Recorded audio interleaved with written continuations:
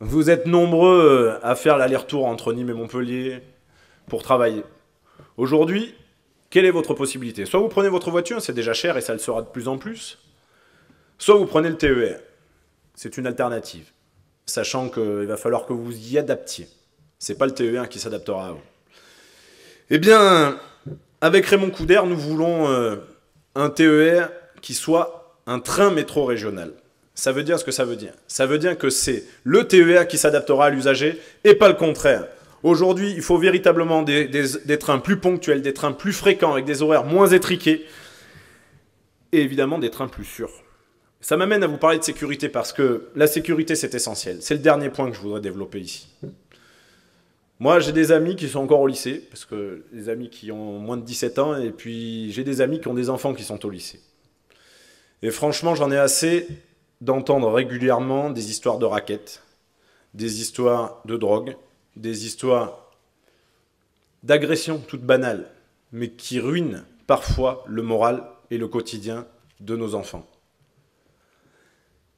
Je crois qu'il faut absolument soutenir Raymond Couder dans sa volonté de mettre en place de la vidéosurveillance à l'intérieur et aux abords des lycées. On ne peut plus tolérer, accepter cette aggravation de la délinquance comme nous la rencontrons aujourd'hui. La région doit y porter son fruit et ne pas se refuser pour des régions idéologiques à dire « Ah non, non, la vidéosurveillance c'est très mal ». Non, c'est pragmatique, c'est efficace, nous devons le faire.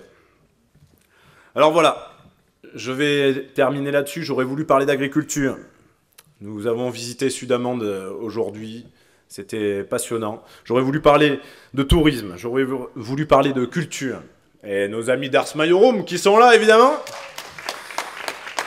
savent ce que je pense de ce que nous avons à faire dans le domaine de la culture pour qu'on arrête de penser la culture comme une sphère éloignée de la société et qu'on la voit enfin en osmose avec la société languedocienne dans son ensemble, pour que la culture soit aussi source d'attractivité pour notre région, que ce soit source de richesse et source de fierté. Mais donc tout ça, ce serait trop long, et je suis déjà trop long, donc je vais en finir. Avec un seul message. On a voulu nous faire croire depuis quelques semaines qu'un homme, un seul, incarnait le Languedoc-Roussillon. Que l'impérator de Septimanie représentait le bon peuple et le bon sens du bon peuple languedocien face à l'intelligentsia parisienne, dont au passage il aurait tant aimé faire partie. Eh bien moi je dis, tout ça n'est que mascarade.